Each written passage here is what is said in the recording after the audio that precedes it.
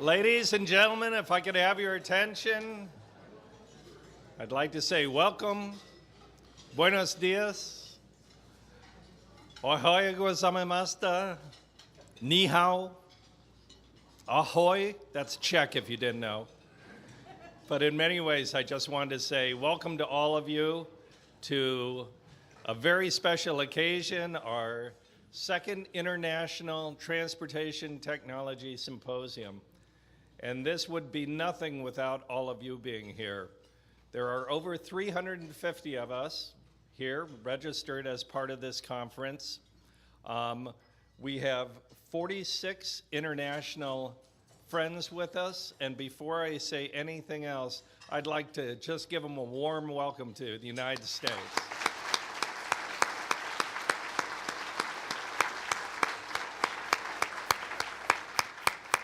Excellent.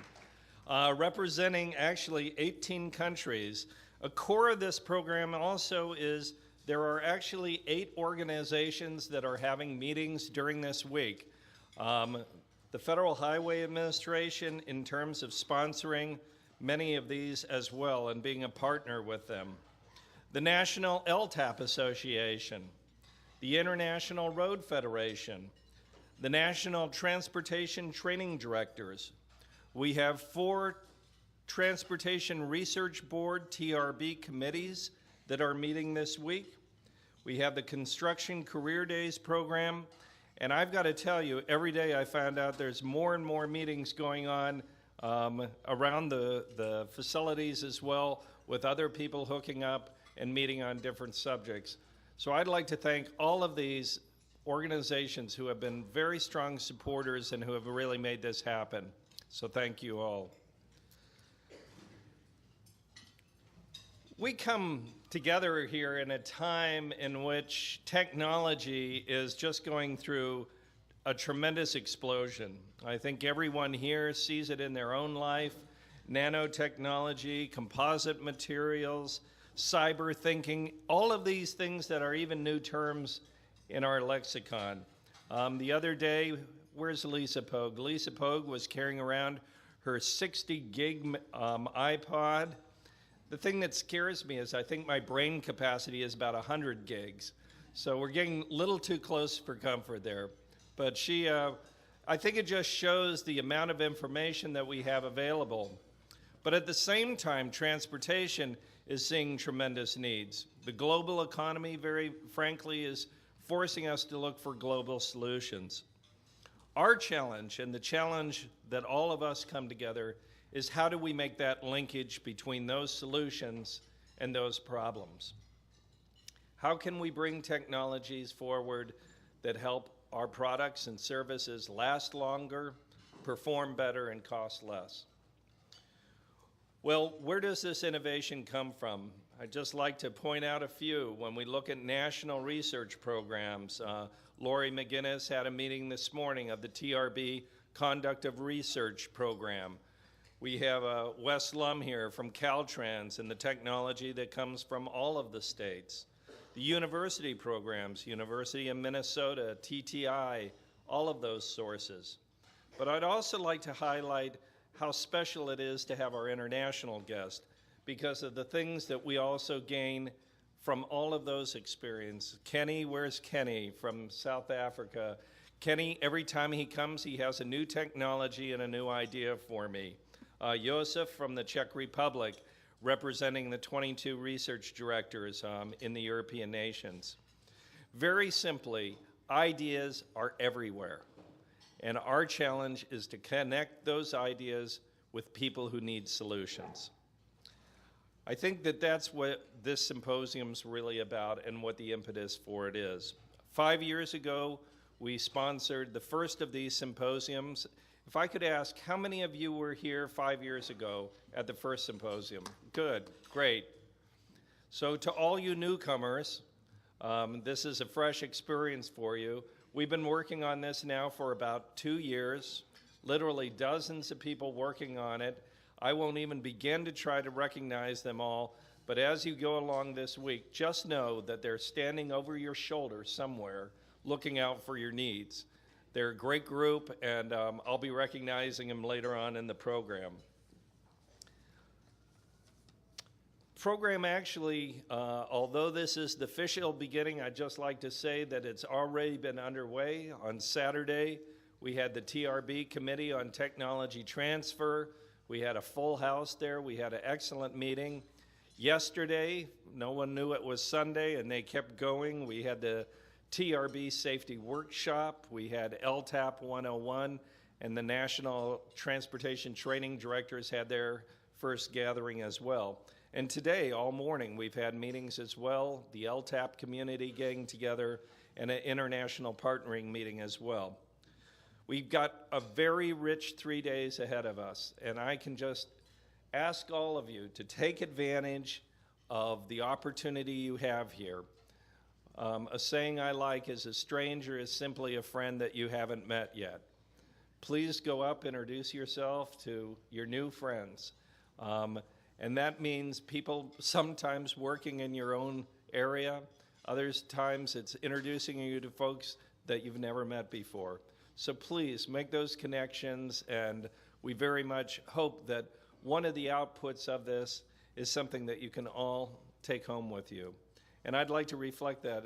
Last night when I was speaking with Abu Aziz, one of the things he shared with me is, if each one of us goes home with one thing that can help our nation, can help our states, then this conference has been a success.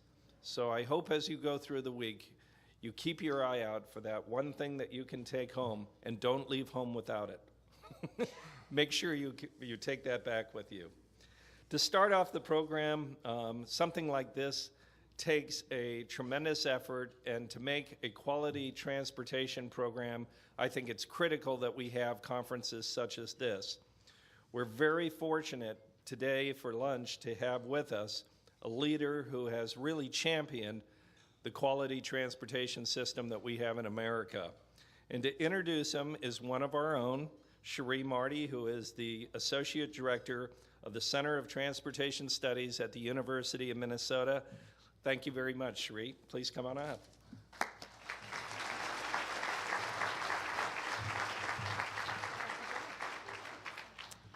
Thanks, Joe, and welcome everyone. This is really a pleasure for me to be able to have the honors of introducing Congressman Oberstar. And because I'm speaking to a room of transportation professionals, he hardly needs a long introduction. And those of you that know me well know that I can be very brief. You know, a little sarcasm there. But I will be a bit brief. Congressman Oberstar was elected in 1974, and he's now serving his 16th term in the 8th District of the House of Representatives for Minnesota. He is Senior Democrat with the House Transportation and Infrastructure Committee. The committee does have jurisdiction over our nation's surface transportation. And from that position, Jim really has been a major force in every aspect of transportation legislation for the last 20 years. So just to highlight a couple, he was instrumental in establishing the National Scenic Byways Program in 1991. His support continues very strongly to this day. He was a key architect of the Transportation Equity Act for the 21st century, which of course we all know is the Comprehensive Surface Transportation Act that was passed in '98. He clearly has been a leader in shaping the more recent 2005 Safety Lou legislation. And this group, of course, is very interested in safety. So just to mention a couple, Congressman Oberstar is a leader in safety. He currently has been a champion for Safe Routes to School program, which really serves to improve the health of kids and the community by making walking and bicycling to school safer, easier, and more fun. In fact, I was told that I believe, Congressman, you have a meeting tomorrow morning, which will be the first National Safe Routes to School State Coordinator meeting. So he's continuing his journeys in that. And then I also want to note, about a week ago, a number of us in this room, together with Congressman Oberstar, because rural safety is a priority for him, in the Safety Lou legislation, there was he has helped to shape a new institute or a new rural center. It's the Center for Excellence in Rural Safety, and that will be housed at the University of Minnesota Humphrey Institute. So a number of us were in Duluth just a week ago with Federal Highway, AASHTO, and a number of our partners to help shape that rural safety program. And I mention that because I think a number of you would be interested in that, and I know some of our, Josef with Czech Republic has already talked to me about that, so we'll continue those dialogues. So with that, Jim Oberstar, really in closing, is truly a leader who sees the big picture. He's interested in the long term and not just interested in the short-term gains of an election term. And we appreciate the fact that he is showing that leadership in maintaining and improving our nation's infrastructure. I do want to say with this group, he clearly, for us at the University of Minnesota, he has championed education, tech transfer, and workforce development. So we greatly appreciate that he is here, and it really is my delight and my pleasure to introduce you to Congressman Jim Oberstar.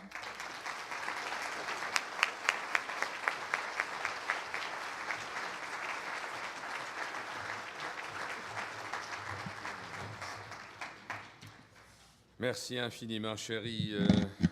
Je veux tout d'abord souhaiter la bienvenue aux délégués de la France. La France est ici, n'est-ce pas? Où est-il? Oh, il n'y en a pas? Oh, dommage. Je suppose que c'est parce que le Tour de France était gagné par un Américain. Well, what I said was, I want to wish you a welcome and thank Cherie for that introduction, and to wish the delegate from France a welcome here. And I didn't see any hand go up. So then I said, well, maybe that's because an American won the Tour again.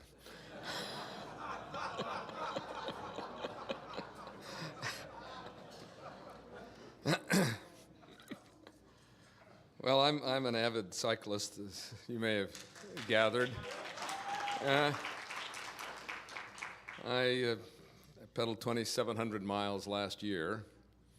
I have to say that's a fraction of what Lance Armstrong would do in the course of a season. I mean, the 2,300 miles of the Tour de France are just 10% of what those cyclists do. They pedal 25,000 miles a year. But for a member of Congress, got a full-time job, a day job, and a night job, 2,700 miles isn't bad.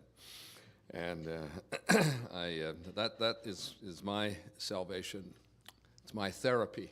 I get out on a bike and ride off into the north woods of Minnesota, or along the north shore of Lake Superior, or elsewhere around the country, wherever I travel. One of my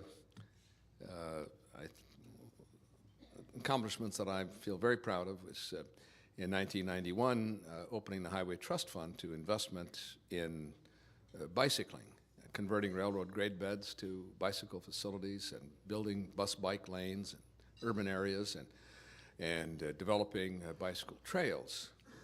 At the first, the Associated Builders and Contractors and the Associated General Contractors didn't think that was such a good idea, diverting highway funds from roadways.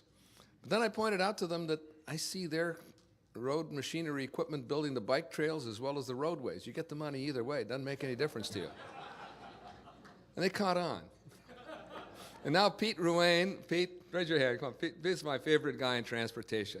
He was for a $375 billion investment in surface transportation when the White House and the whole rest of the crowd was, oh my God, wringing their hands, we can't spend that much money, and Pete was out there in front.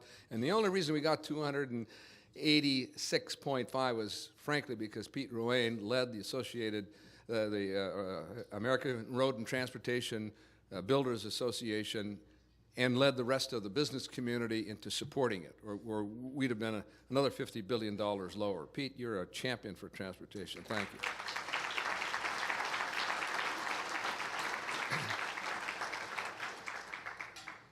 Well, a few years later, we have 35,000 lane miles of bicycle trails. The bicycling has gone to a $6 billion a year business, and Americans are getting healthier. You come here from many countries, and I join Cherie and Federal Highway Administration in welcoming all of you to this symposium, and thank you for your participation, and hope that you'll find it to be a useful and beneficial exchange of ideas and a two-way street. Share with us your ideas, your concerns, and we can learn from each of you transportation specialists throughout the world. Every year, it seems that I have visitors to my office and to my colleague, the chairman of our committee, Don Young, the chairman of the Surface Transportation Subcommittee, Mr. Petri of Wisconsin, who come looking to understand how we built the interstate highway system. What is this mechanism that you call the Highway Trust Fund? And just recently, it was 3 months ago, the Minister of Transportation of France was in. We had a very long discussion. Of course, it was very free-flowing, since I, as you could imagine, speak French rather well. He said, we don't have a trust fund. We have the general revenues, and we have to compete with all other sectors of our society and of our national economy. And where do you get these ideas for new initiatives in transportation? And I said, we have the Transportation Research Board, and I explained how the TRB works. State, federal, specialists, the best minds in transportation across the country. We have the National Research Council. We have the National Academy of Engineering, the National Academy of Sciences. And we harness those ideas. We harness the best minds in America to come up with ideas that can make transportation more effective and more efficient. And the minister said, we have nothing like that. I sent him back with a bundle of material on all of our research initiatives. And about the university transportation centers. When we initiated that idea in 1991, people said, oh, well, what can academia provide? Well, the fact is that it isn't just academia. As Peter Wayne knows, practitioners from the private sector participate in the initiatives of our research university centers. And most of these are land-grant colleges and universities, started in 1858 for the purpose of diffusing knowledge to the working and agricultural classes of America. That was the Morrill Act. And that is what we continue to do through the university transportation centers 150 years later, is to diffuse knowledge, get the best minds working with the practitioners to develop new ideas and then diffuse that knowledge.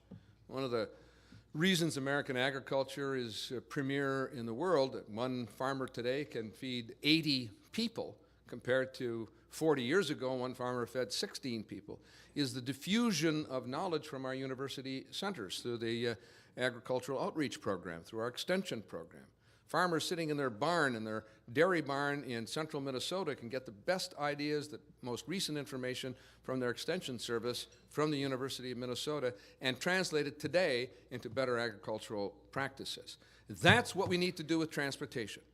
That's why we have the research funding. We have to find better ways of serving the transportation user and diffuse knowledge, transfer that knowledge as quickly as possible from research centers to the practitioners in the field. And that's what's important about this International Transportation Technology Transfer Symposium.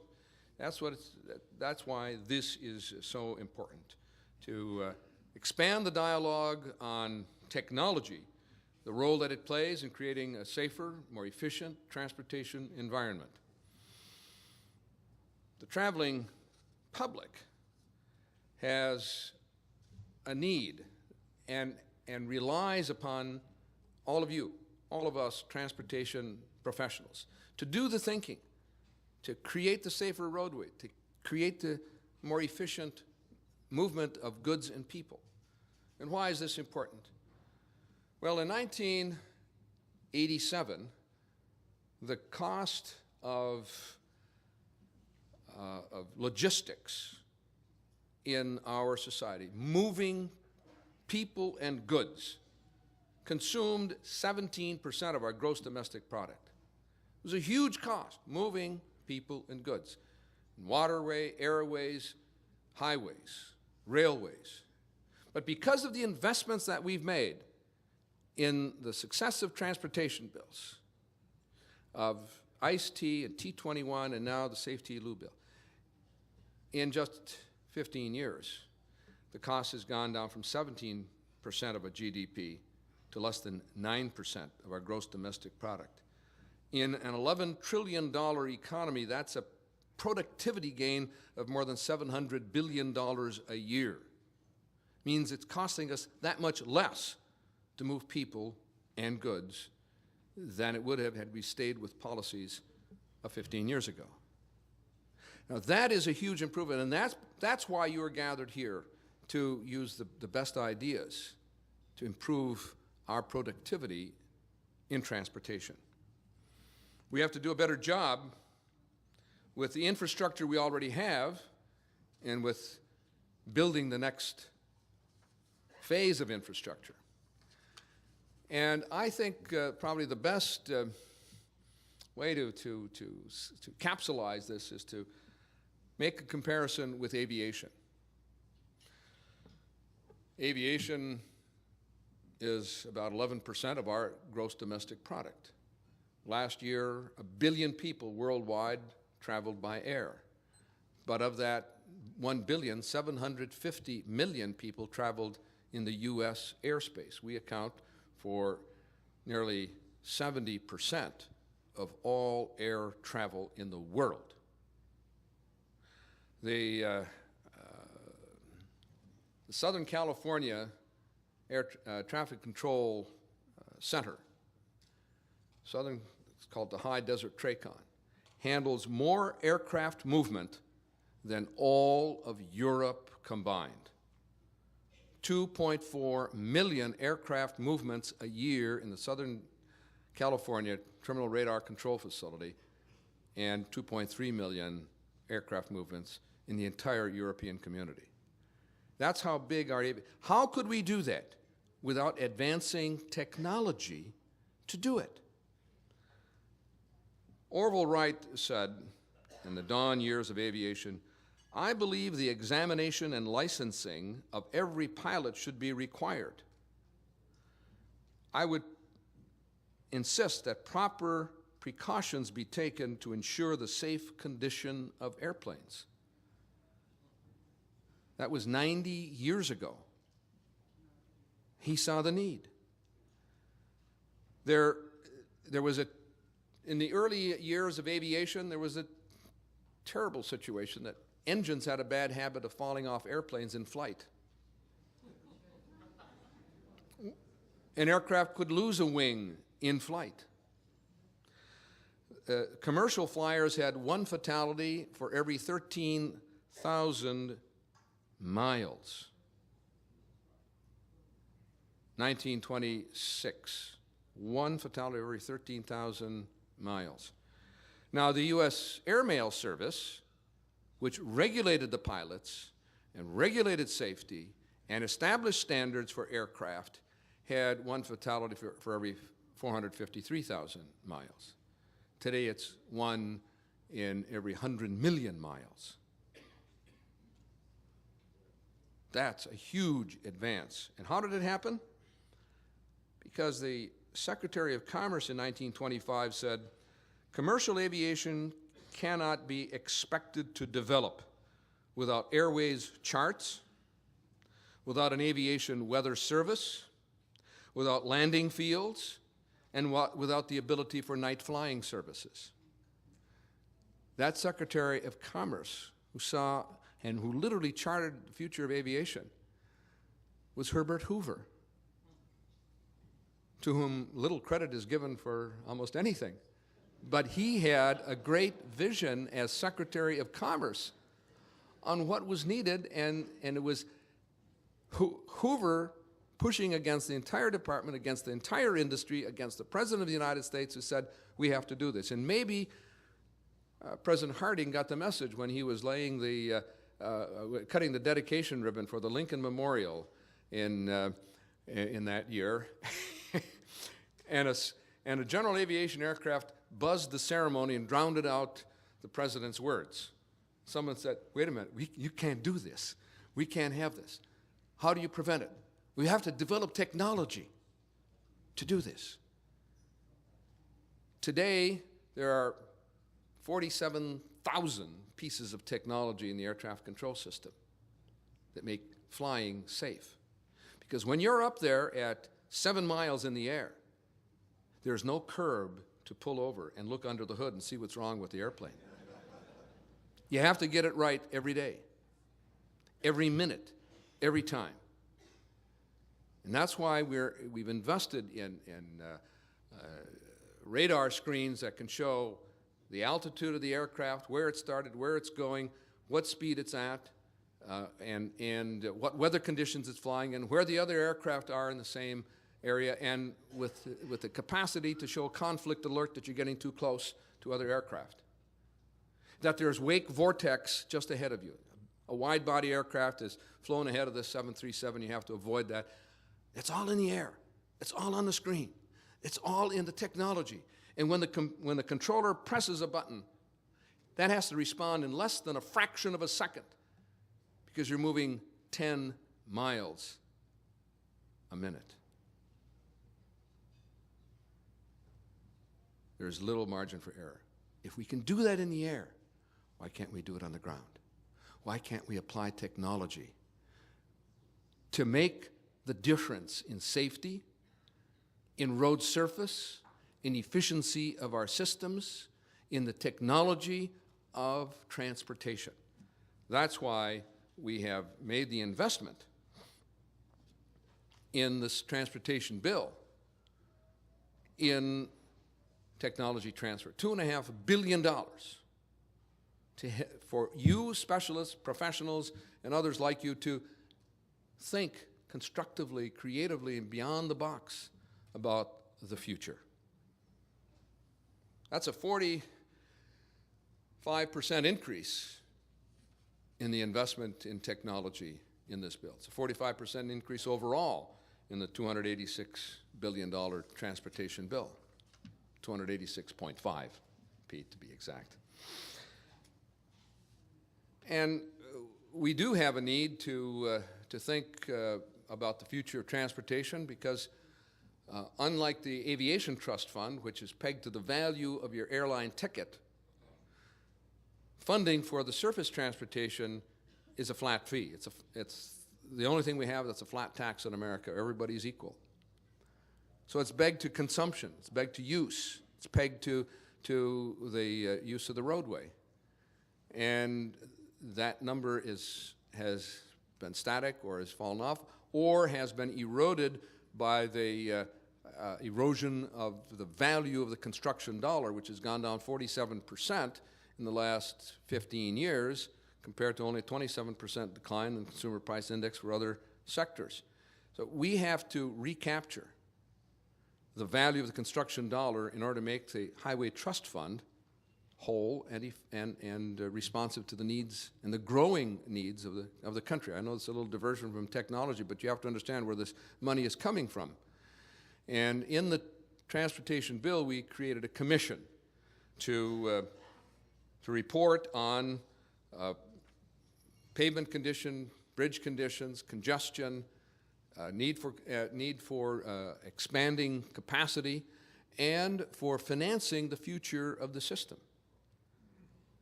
Now, this National Transportation Policy and Revenue Study Commission has just been launched. I talked at their formative session, and I said, start with the Highway Trust Fund. It's the most effective social mechanism we've created in America. It includes an anti-deficiency provision that prevents the Highway Trust Fund from running a deficit. It never has, it never will.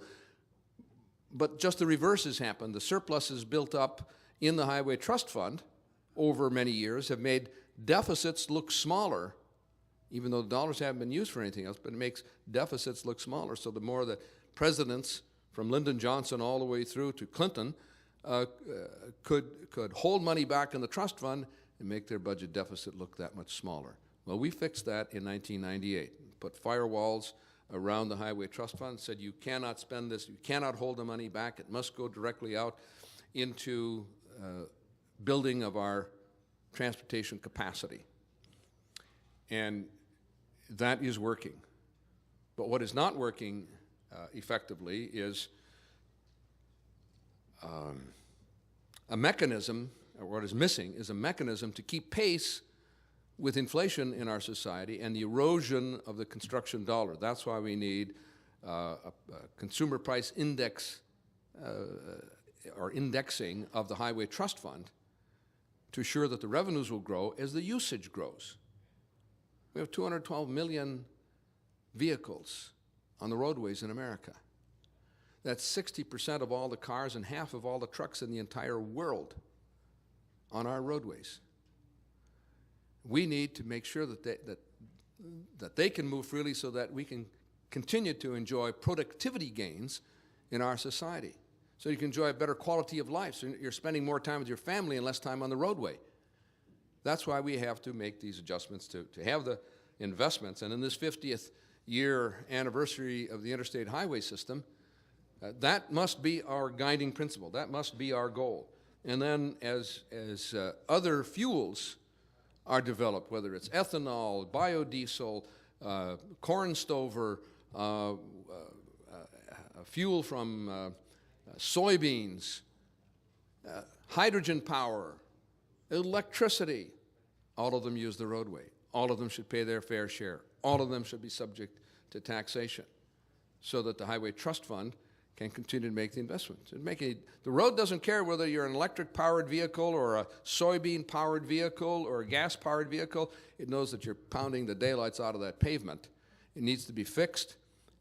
It knows that there are too many on the roadway, and we need to expand that roadway. That means we need to continue to invest and to upgrade and expand our source of revenue into the Highway Trust Fund. But even if you add capacity, you continue to build additional lane miles of highway, at some point you reach a limitation, a physical limitation. For example, in Riverside, California, just east of Los Angeles, I visited there 2 or 3 times now. There is one point, Pete, where there are 26 lanes of freeway, and West Lum will well understand that. 26 lanes. I said, just give me the ready-mix contract. I'll leave Congress. Hell, I can make a fortune just pouring concrete. They have no more room for highways out there. You have to build a light rail to create the capacity you need technology to move those vehicles more efficiently, more effectively. One of the ideas that came out of the university centers was metering of traffic in Minneapolis and St. Paul. The University Transportation Research Center developed a network of television cameras all throughout the metro area at choke points, access to the freeways. And if there was an accident downstream of that on-ramp, a signal would go on in the center, the light would be shut off, people would be diverted around the choke point to a distance downstream of the accident. Saved people's heart rate, saved your blood pressure. It was a moral victory because at those times of day, the name of the Lord is pronounced more often in traffic than in church on Sunday. And then the Minnesota legislature said, some of the guys from rural areas said, that's such a waste of time. Why are we spending money on these traffic centers? So the legislature voted, and the governor signed legislation to suspend for 6 months the metering of traffic. And then they reestablished the metering system because some of those legislatures themselves got stuck in the traffic. Yeah. And said, what are we waiting here for? Well, because you dummy, you cut off the metering system. Well, those are things that make traffic flow. Simple ideas, but they come from the use of technology. We can borrow ideas from aviation. Every runway in America has sensors in the runway telling what the temperature is, what the buildup of snow or ice or sleet may be in the runway. And that sends information back to a nerve center, which at the right time sends the snow plows out and the sweepers and the sanders out. But we can do that in the highway system as well. And in Minnesota, in the winter, in Russia, you have the same thing, and you have severe winters up in Novosibirsk, where your home is from, my colleague in the parliament, in the Duma. And what happens? The snowplow is roaring along, clearing the roadway off, and someone is stuck at the intersection. The snowplow hits the car, kills the driver, injures himself. So applying that same aviation technology to the intersection of the roadway in rural Minnesota, the sensor sends a signal to a satellite. Satellite sends a signal to the snowplow. Snowplow operator knows that in the whiteout, in the intersection, is a car. He slows down, and there haven't been any fatalities at those intersections where we have installed that technology. Now, you can do the same thing in rainstorms in the southernmost regions of the United States, where you get blinded at those intersections. But you also need technology in rural areas. That's why we established a Center for Rural Safety at the University of Minnesota. Nationwide, more than half of fatalities occur on rural roads. Yet rural roads account for only 27% of the traffic miles, vehicle miles traveled in America. But why do those accidents occur in rural areas? Because those are roadways with little or no shoulder, with blind curves, with ground fog, with inexperienced travelers, people who come to rural areas from the urban centers of the United States. They go there to vacation, to go to lakes, and they're not familiar with the roadway. They need information. And that's where technology transfer comes in. Well, that's what this rural center, the Center for Rural Traffic Safety, is going to be doing, addressing these issues. And why is that important to urban people? Because half of the people killed in rural areas are from urban America. They have a need to know. They have a personal interest in saving their lives and in making our travel safer in rural areas. So in the Safety Lou bill, of that $2.3 billion I mentioned earlier, we invest in 5 primary programs. The Future Strategic Highway Research Program, Exploratory Advanced Research Program, the Highways for Life Program, University Transportation Centers, and Intelligent Transportation Systems. So of course, all these things get reduced to an acronym.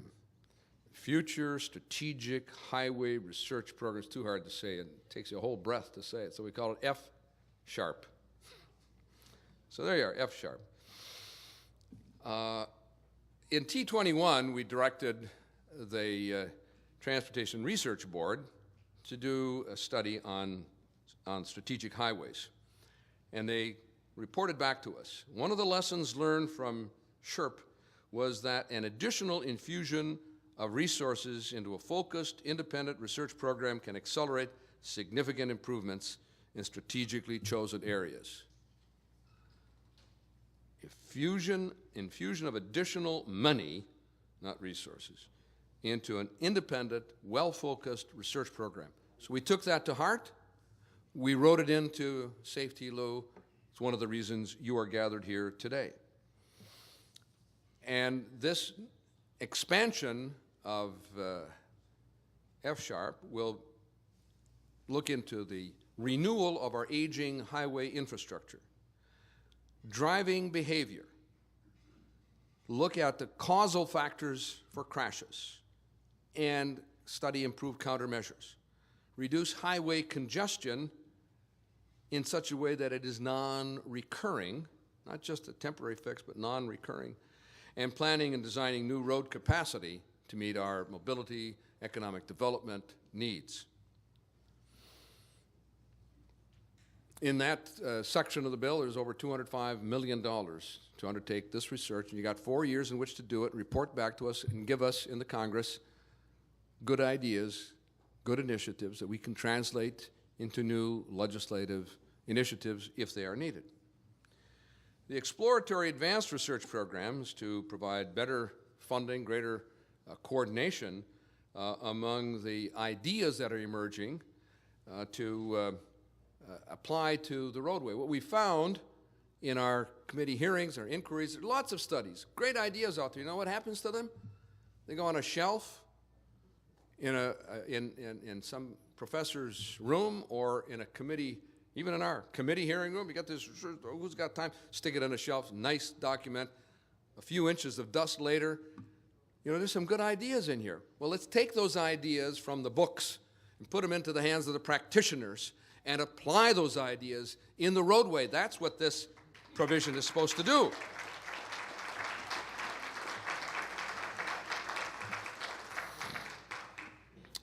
Highways for life. We need our more efficient highways, road surfaces that last longer, that apply the best benefits of technology. Now, here's some things that are happening. How many of you are from northern tier states here? Give me a hand. Oh, you got a few. You get snow, you get ice, you get freezing rain. There is a road between my hometown and the next town, our suburb of Hibbing. It's about 5 times the size of my hometown.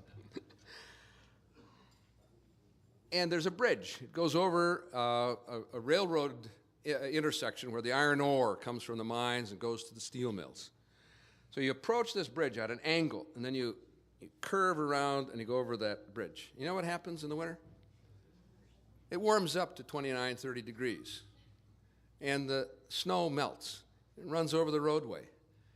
And then the sun sets behind the iron ore mines, and then it freezes and becomes black ice, meaning you can't see it. It looks just like the road surface.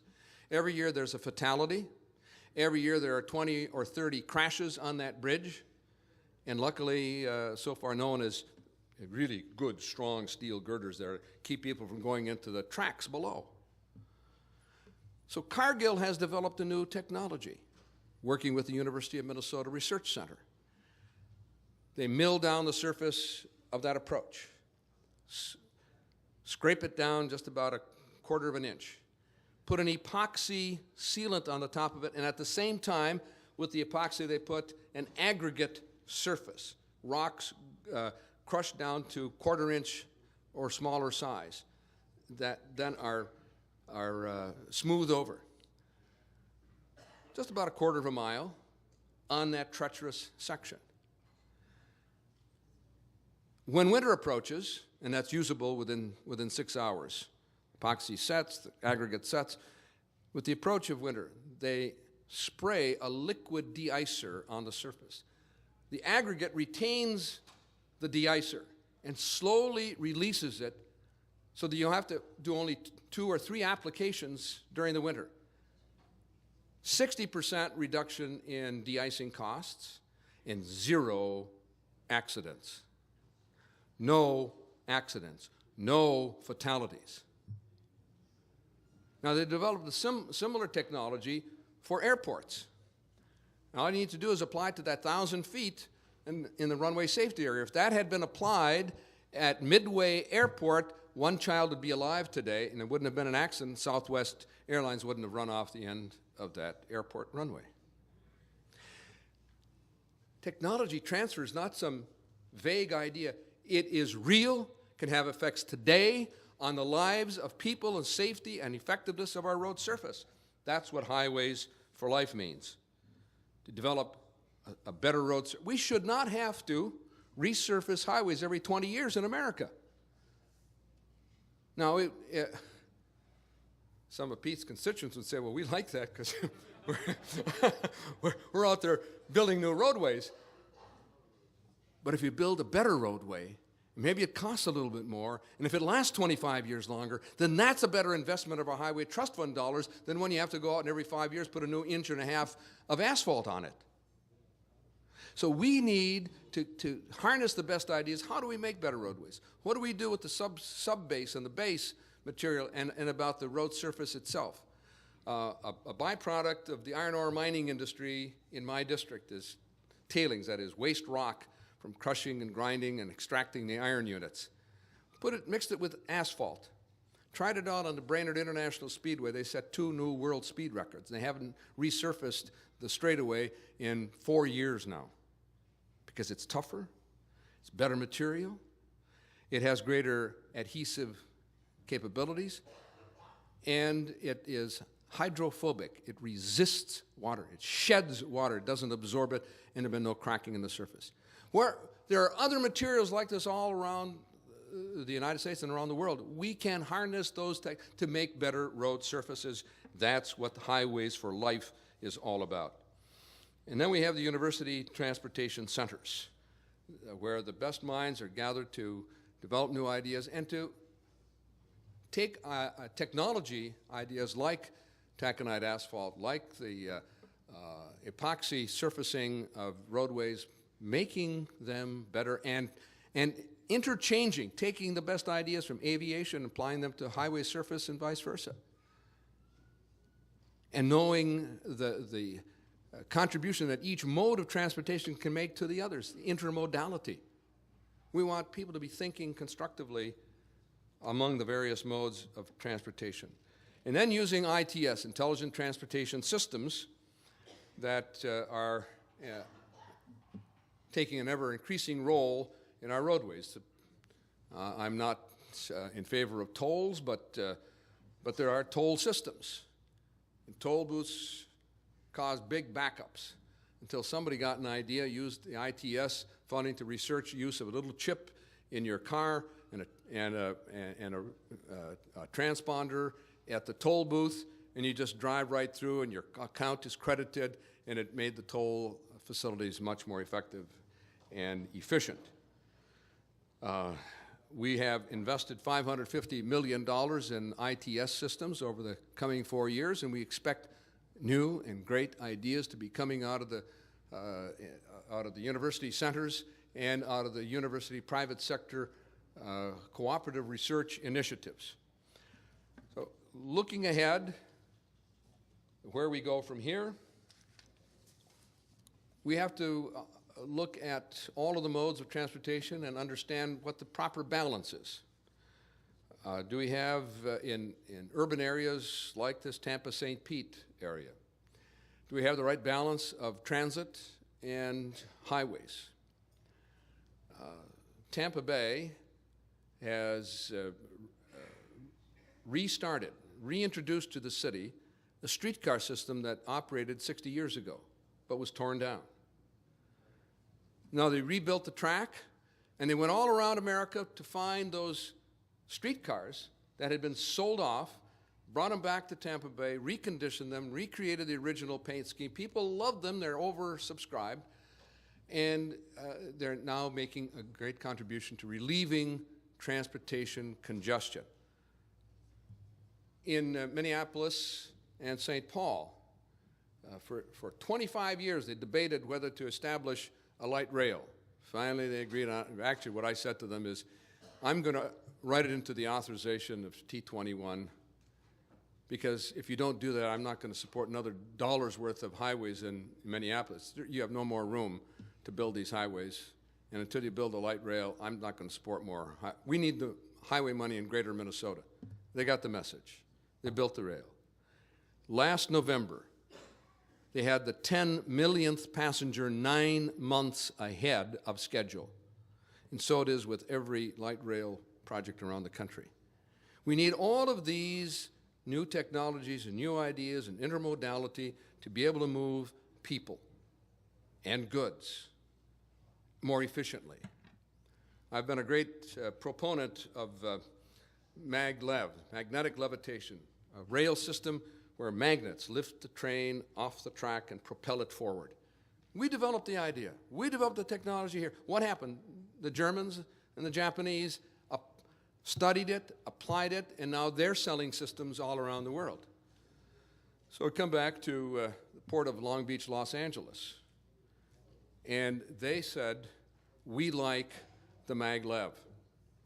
That maglev will be above ground.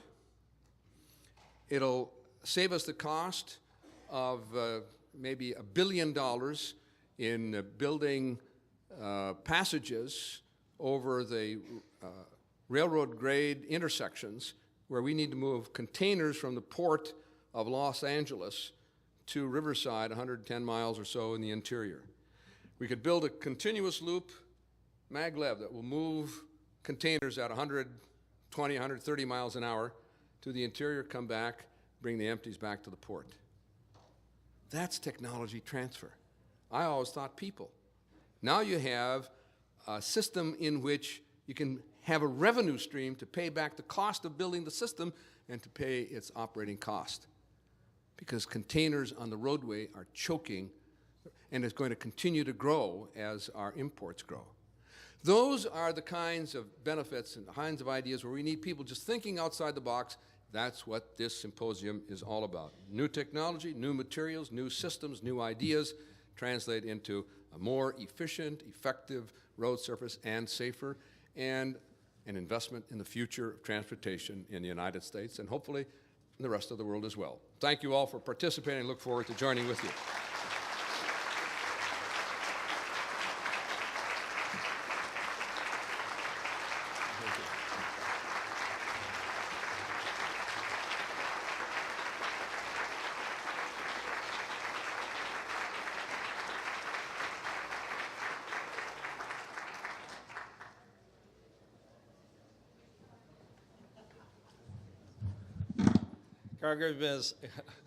Congressman Oberstar, if anybody was going to jumpstart this conference, it was you. That was excellent. I think the message to all of us very much links to everybody in this room to find new technology, to link it to the needs that we have and make it happen. And thank you again for such an excellent